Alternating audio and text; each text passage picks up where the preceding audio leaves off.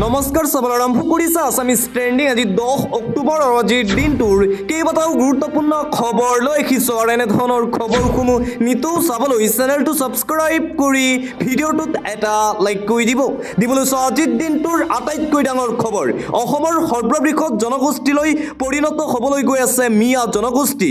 অসমত বৃদ্ধি পাব মিয়া মুছলমানৰ জনসংখ্যা। অসমত মিয়া মুছলমানৰ সংখ্যা 38% হ'ব। মুখ্যমন্ত্ৰী হিমন্ত বিশ্ব শৰ্মাৰ এই বিস্ফোৰণ, অসমৰ সৰ্ববৃহৎ জনগোষ্ঠীলৈ পৰিণত হ'ব মিয়া।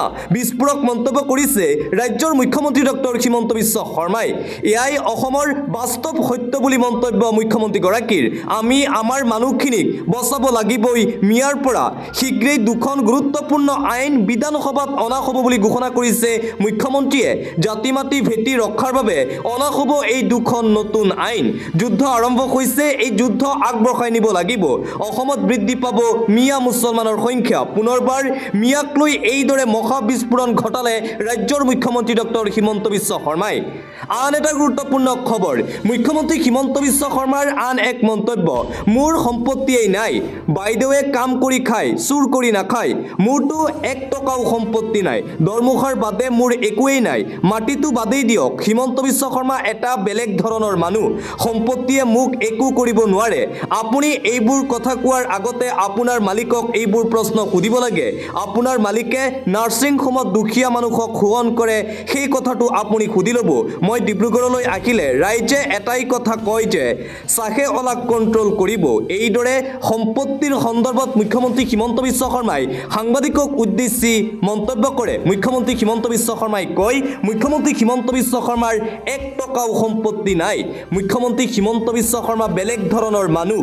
ৰিণিকী ভূঞা শৰ্মাই কষ্ট কৰি নিজৰ সম্পত্তি গঢ়িছে। এইদৰে মন্তব্য কৰে অসমৰ মুখ্যমন্ত্ৰী ডক্টৰ হিমন্ত বিশ্ব শৰ্মাই। আন এটা অতিকৈ গুৰুত্বপূৰ্ণ খবৰ, কংগ্ৰেছক উদ্দেশ্যি মুখ্যমন্ত্ৰী হিমন্ত বিশ্ব শৰ্মাৰ কটু মন্তব্য। কংগ্ৰেছে মোক হাঁহে চাউল দাইলৰ ৰাজনীতি কৰা বুলি। কংগ্ৰেছৰ মানুহবিলাকৰ ঘৰত বহুত টকা আছে, কিন্তু দুখীয়া মানুহে বুজি পায় মহিলা উদ্যমিতা আঁচনিৰ প্ৰয়োজন কিমান, চাউল দাইল মিঠাতেলৰ প্ৰয়োজনীয়তা কিমান, সেয়া অসমৰ দুখীয়া দৰিদ্ৰ মহিলাসকলে বুজি পায়।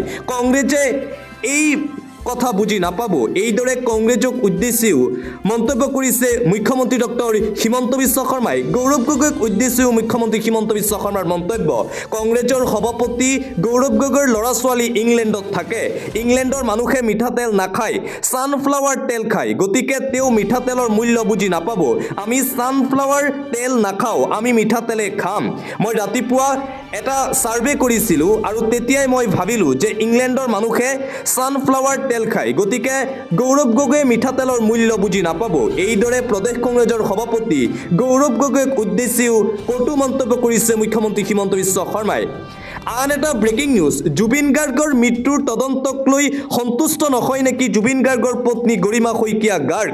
নিতৌ জুবিন গাৰ্গৰ ন্যায়ৰ বাবে সামাজিক মাধ্যমত পোষ্ট কৰি আছে গৰিমা শইকীয়া গাৰ্গে। পুনৰ সামাজিক মাধ্যমত গৰিমা শইকীয়া গাৰ্গৰ পোষ্ট। এতিয়া মন মগজু হৃদয় আত্মা জুৰি মাথো এষাৰেই কথা, আমাক ন্যায় লাগে। জুবিন গাৰ্গৰ দৰে এক হত্যা অৱহেলিত হ'ব নোৱাৰে। Justice for Zubeen Garg. জুবিন গাৰ্গক ন্যায়ৰ দাবীত এইদৰে পুনৰবাৰ সামাজিক মাধ্যমত পোষ্ট কৰে গৰিমা শইকীয়া গাৰ্গে। আন এটা অতিকৈ গুৰুত্বপূৰ্ণ খবৰ, ছিংগাপুৰত সঁচাকৈয়ে বিষ পান কৰোৱা হৈছিল নেকি জুবিন গাৰ্গক। শীঘ্ৰেই জুবিন গাৰ্গৰ মৃত্যুৰ ৰহস্য ফাদিল কৰা হ'ব। কাইলৈ হয়তো ফাদিল হ'ব জুবিন গাৰ্গৰ মৃত্যুৰ প্ৰকৃত ৰহস্য। এটা ডাঙৰ খবৰ, এটা গুৰুত্বপূৰ্ণ খবৰ এই মুহূৰ্তত দিব লৈছোঁ। চলি আছে জুবিন গাৰ্গৰ মৃত্যুৰ তদন্ত। ছিংগাপুৰত সঁচাকৈয়ে বিষ পান কৰোৱা হৈছিল নেকি জুবিন গাৰ্গক। সিদ্ধাৰ্থ শৰ্মাই বিষ পান কৰোৱাই হত্যা কৰিছিল নেকি জুবিনক। পৰিকল্পিতভাৱে হত্যা কৰা হৈছিল নেকি হিয়াৰ আমঠু জুবিন গাৰ্গক। শেখৰজ্যোতি গোস্বামীৰ অভিযোগ সঁচা নেকি। সিদ্ধাৰ্থ শৰ্মাৰ বিৰুদ্ধে উত্থাপিত অভিযোগ কিমান সঁচা। আজি আহিব ভিছেৰা পৰীক্ষাৰ ৰিপৰ্ট। কাইলৈ ৰাজহুৱা হ'ব জুবিন গাৰ্গৰ ভিছেৰা পৰীক্ষাৰ ৰিপৰ্ট। ভিছেৰা পৰীক্ষাত মৃত লোকৰ দেশৰ ভিতৰত অংগসমূহৰ পৰীক্ষা কৰা হয় ব্যক্তিগৰাকীৰ দেশত কিবা বিষাক্ত দ্ৰব্যৰ উপস্থিতি ধৰা পেলোৱা হয় ছিংগাপুৰত সঁচাকৈ বিষ পান কৰোৱা হৈছিল নেকি জুবিন গাৰ্গক অহাকালি সকলো ৰহস্য ফাদিল হ'ব আন এটা গুৰুত্বপূৰ্ণ খবৰ গ্ৰেপ্তাৰ কৰা হৈছে জুবিন গাৰ্গৰ দুই পিয়চক বৰ্তমানলৈ 7 জনক গ্ৰেপ্তাৰ কৰিছে আৰক্ষীয়ে ছিংগাপুৰ প্ৰবাসী অসমীয়া কেইজন কেতিয়া আহিব অসমলৈ তাক লৈও এতিয়া প্ৰশ্ন উত্থাপন শ্যামকানু মহন্ত সিদ্ধাৰ্থ শৰ্মা সন্দীপন গাৰ্গ শেখৰ জ্যোতি গোস্বামী অমৃতপ্ৰভা মহন্ত নন্দেশ্বৰ বৰা পৰেশ বৈশ্যক ইতিমধ্যে গ্ৰেপ্তাৰ কৰা হৈছে এছআইটিয়ে সন্মুখত দিয়া ভাষ্যত সম্পূৰ্ণ অমিল আছিল আটাইৰে কোনো কথাৰে নাছিল কোনো মিল যাৰ বাবে জুবিন গাৰ্গৰ দুই দেশৰক্ষীক গ্ৰেপ্তাৰ কৰা হৈছে আজিৰ দিনটোত কিন্তু আসাম এছ'চিয়েশ্যনৰ প্ৰবাসী অসমীয়া কেইজন কেতিয়া হ'ব গ্ৰেপ্তাৰ তন্ময় ফুকন অভিমন্যু তালুকদাৰ দেৱজ্যোতি হাজৰিকা পৰীক্ষিত শৰ্মা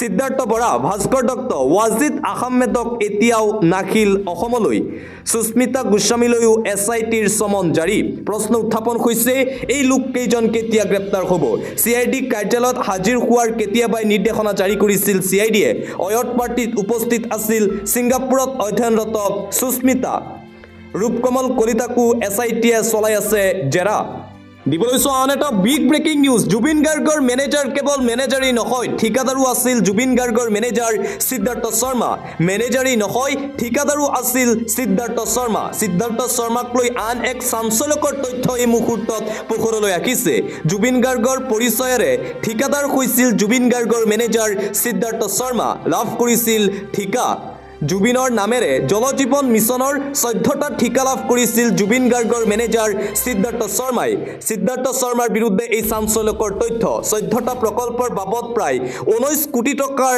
ঠিকা পাইছিল জুবিন গাৰ্গৰ মেনেজাৰ সিদ্ধাৰ্থ শৰ্মাৰ টিমে মঙলদৈ সংমণ্ডলৰ অধীনত জলজীৱন মিছনৰ প্ৰকল্প নিৰ্মাণৰ ঠিকা লাভ কৰিছিল মেনেজাৰ সিদ্ধাৰ্থ শৰ্মাই এই প্ৰকল্পত সিদ্ধাৰ্থ শৰ্মাৰ সহযোগী আছিল বৈকিম ৰায় মেধি আৰু জয়ন্ত কাকতি সিদ্ধাৰ্থ শৰ্মাৰ বিৰুদ্ধে আন এক তথ্য ফাদিল হৈছে প্ৰকল্প নিৰ্মাণৰ নামত বিনিয়োগ কৰা হৈছিল জুবিন গাৰ্গৰ টকা বিনিয়োগ কৰিছিল ধুৰন্ধৰ সিদ্ধাৰ্থ শৰ্মাই ঠিকাৰ বাবে কাৰ্যবাহী অভিযন্তা মই হুছেইনক হেঁচা দিছিল সিদ্ধাৰ্থ এণ্ড টিমে আৰু জুবিন গাৰ্গৰ মেনেজাৰ সিদ্ধাৰ্থ শৰ্মা কেৱল জুবিন গাৰ্গৰ মেনেজাৰেই নাছিল জুবিন গাৰ্গৰ মেনেজাৰ সিদ্ধাৰ্থ শৰ্মা আছিল ঠিকাদাৰো আনকি জুবিন গাৰ্গৰ কোটি কোটি টকা গুৱাহাটীৰ মাৰোৱাৰী ব্যৱসায়ীসকলক সুদত দিছিল জুবিন গাৰ্গৰ মেনেজাৰ সিদ্ধাৰ্থ শৰ্মাই জুবিন গাৰ্গৰ টকা লুকুৱাই সুদত লগাইছিল মেনেজাৰ সিদ্ধাৰ্থ শৰ্মাৰ বিৰুদ্ধে ইটোৰ পিছত সিটো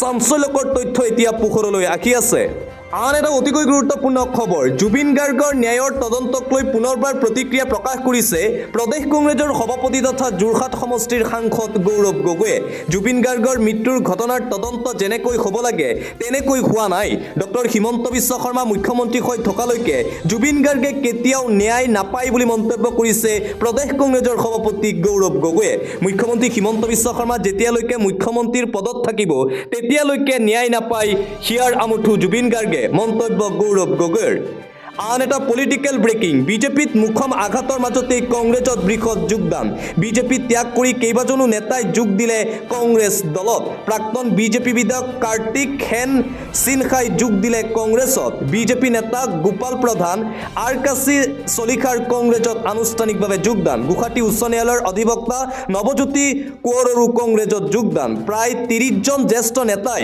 একেলগে যোগদান কৰিছে কংগ্ৰেছ দলত 10 ছেপ্টেম্বৰতেই মেগা যোগদান হ'ব বুলি ঘোষণা কৰিছিল সভাপতি গৌৰৱ গগৈয়ে 10 ছেপ্টেম্বৰটো হৈছিল বৃহৎ যোগদান কাৰ্যসূচী মুখ্যমন্ত্ৰী হিমন্ত বিশ্ব শৰ্মাক চ্যালেঞ্জ দি 10 তাৰিখ বাছনি কৰিছিল গৌৰৱ গগৈয়ে বিজেপিত মুখম আঘাতৰ মাজতেই প্ৰদেশ কংগ্ৰেছত এই বৃহৎ যোগদান দেখিবলৈ পোৱা গৈছে 26ৰ নিৰ্বাচনৰ পূৰ্বে পুনৰবাৰ শক্তি বৃদ্ধি পাইছে কংগ্ৰেছ দলৰ আন এটা গুৰুত্বপূৰ্ণ খবৰ বামন্দিত জুবিন অনুৰাগী যুৱকক তালিবানী শাস্তি জুবিনক চাবলৈ উপস্থিত হৈছিল কামৰূপৰ বামন্দিৰ অজিত ভূঞা নামৰ যুৱকজন বিমানবন্দৰৰ চৌহদত সংঘটিত হৈছিল অপ্ৰীতিকৰ ঘটনা। 7 অক্টোবৰত আৰক্ষীয়ে মাজনিশা ঘৰৰ পৰা উঠাই নিয়ে অজিত ভূঞাক। পিছদিনা পুৱাই আজাৰা আৰক্ষীয়ে লৈ যায় যুৱকজনক। নিশা আজাৰা আৰক্ষীয়ে যুৱকজনক চলাই তালিবানী শাস্তি দিছে আৰক্ষীয়ে জুবিন অনুৰাগীক। আৰু এই ঘটনা পোহৰলৈ অহাৰ পিছতে এতিয়া আৰক্ষীক সকলোৱে নিন্দা জনাইছে। জুবিন অনুৰাগীক আৰক্ষীয়ে তালিবানী শাস্তি প্ৰদান কৰিছে। আন এটা গুৰুত্বপূৰ্ণ খবৰ, এডিআৰিৰ তৃতীয় বৰ্গৰ পদৰ ফলাফল ঘোষণা কৰা হৈছে। 23,85,421 গৰাকী প্ৰাৰ্থীয়ে কৰিছিল আবেদন। চাকৰি পালে 7,650 গৰাকী প্ৰাৰ্থীয়ে। 50টা বিভাগৰ বাবে নিযুক্তি কৰা হৈছে প্ৰাৰ্থীসকলক। তাৰ পিছতেই মুখ্যমন্ত্ৰীৰ মন্তব্য। মুখ্যমন্ত্ৰী হিমন্ত বিশ্ব শৰ্মাই প্ৰতিশ্ৰুতি দিছিল 1 লাখ চাকৰি প্ৰদান কৰিব, কিন্তু এতিয়া 2 লাখ চাকৰি প্ৰদান কৰিছে ৰাজ্য চৰকাৰে। আৰু আজি এডিআৰিৰ তৃতীয় বৰ্গৰ পদৰ ফলাফল ঘোষণাৰ পিছতেই প্ৰতিক্ৰিয়া মুখ্যমন্ত্ৰী ডক্টৰ হিমন্ত বিশ্ব শৰ্মাৰ। এটা ব্ৰেকিং নিউজ, এতিয়াও শান্ত হোৱা নাই কাৰ্বি আংলং। শান্ত হোৱা নাই কাৰ্বি আংলঙৰ পৰিস্থিতি। বেজীৰ আগৰ সমান মাটিও মেঘালয়ক এৰি নিদিওঁ, এই হুংকাৰ প্ৰদান কৰিছে কাৰ্বি আংলঙৰ লোকে। পশ্চিম কাৰ্বি আংলঙত 163 ধাৰা জাৰি কৰা হৈছে। কাৰ্বি আংলঙৰ ঘটনাৰ পিছতে ডাঙৰ মন্তব্য CEM তুলিৰাম ৰংখাঙৰ। কোনো কাৰণতে মেঘালয়ক কাৰ্বি আংলঙৰ 1 ইঞ্চি মাটি এৰি দিয়া নহ'ব। মেঘালয়ৰ লোকে আহি কাৰ্বি আংলঙৰ মাটিত যি কাণ্ড কৰিছে তাক তীব্ৰ গৰিহণা জনাইছোঁ। পশ্চিম কাৰ্বি আংলঙত ঘটনাৰ পিছতেই জাৰি কৰা হৈছে 163 ধাৰা। উলিয়াব নোৱাৰিব কোনো ৰেলী, উলিয়াব নোৱাৰিব কোনো ধৰণৰ সমদল। ৰাজহুৱা সভা আদি অনুষ্ঠান অনুষ্ঠিত কৰিব নোৱাৰিব কাৰ্বি আংলঙত। ৰাজহুৱা স্থানত 5 জনতকৈ অধিক লোক সমবেত হ'ব নোৱাৰিব কাৰ্বি আংলঙত। কোনো ধৰণৰ উচতনিমূলক মন্তব্য দিব নোৱাৰিব। আন এটা গুৰুত্বপূৰ্ণ খবৰ, কোচ ৰাজবংশী জনগোষ্ঠীক জনজাতিকৰণৰ দাবীৰে উত্তাল প্ৰতিবাদী কাৰ্যসূচী। তামোলপুৰৰ মটঙাপাৰত কমতাপুৰ ষ্টেট ডিমাণ্ড কাউন্সিলৰ প্ৰতিবাদী কাৰ্যসূচী দেখিবলৈ পোৱা গৈছে। KSDCৰ গণবিক্ষোভত উত্তাল তামোলপুৰৰ আকাশ বঁটা। কোচ ৰাজবংশী জনগোষ্ঠীক শীঘ্ৰেই জনজাতিকৰণ নকৰিলে ব্যাপক আন্দোলনৰ হুংকাৰ প্ৰদান কৰা হৈছে। বিজেপি চৰকাৰ হিমন্ত বিশ্ব শৰ্মাৰ গো বেক ধ্বনিৰে উত্তাল প্ৰতিবাদী কাৰ্যসূচী দেখিবলৈ পোৱা গ'ল। কোচ ৰাজবংশী জনগোষ্ঠীক জনজাতিকৰণৰ দাবীৰে এই উত্তাল প্ৰতিবাদী কাৰ্যসূচী আজিৰ দিনটোত গ্ৰহণ কৰা হৈছে। দিবলৈছো এটা আন্তঃৰাষ্ট্ৰীয় পৰ্যায়ৰ গুৰুত্বপূৰ্ণ খবৰ, গাজাত যুদ্ধবিৰতি আৰু পণবন্দী মুক্তিৰ পৰিকল্পনাত অনুমোদন ইজৰাইলৰ। গাজাত আনন্দৰ লহৰ, শীঘ্ৰেই কাৰ্যকৰী হ'ব গাজাত যুদ্ধবিৰতি। গাজাৰ পৰা আঁতৰি আহিব ইজৰাইলী সেনা। পণবন্দী আৰু মৃতদেহ বিনিময়, গাজালৈ মানৱীয় সাহায্যৰ সুবিধা। তাৰ পিছতেই গাজাত এতিয়া আনন্দ উল্লাস দেখিবলৈ পোৱা গৈছে। আন এটা ইণ্টাৰনেশ্যনেল ব্ৰেকিং, 7.4 ৰিক্টাৰ স্কেলৰ ভয়ংকৰ ভূমিকম্প ফিলিপিনছত। ভূমিকম্পৰ পিছতেই ছুনামিৰ সতৰ্কবাণী জাৰি কৰা হৈছে। জনতাৰ মাজত হাহাকাৰ পৰিস্থিতিৰ সৃষ্টি হয় ভূমিকম্পৰ পিছতেই। ভূমিকম্পৰ কেইবাটাও ভয়ংকৰ দৃশ্য বন্দী হৈছে কেমেৰাত। ফিলিপাইনছত ভূমিকম্পৰ বৃহৎ জোকাৰণি অনুভূত হৈছে। ফিলিপাইনছৰ নাগৰিকসকলক সতৰ্কতা অৱলম্বনৰ আহ্বান জনোৱা হৈছে। বিগত সপ্তাহৰ 6.9 প্ৰাবল্যৰ ভূমিকম্পই কঁপাইছিল দেশখনক। ফিলিপাইনছৰ লগতে ইণ্ডোনেছিয়াতো জাৰি কৰা হৈছে সতৰ্কতা। 300 কিলোমিটাৰ পৰ্যন্ত ছুনামিৰ সতৰ্কতা জাৰি কৰা হৈছে ফিলিপাইনছত।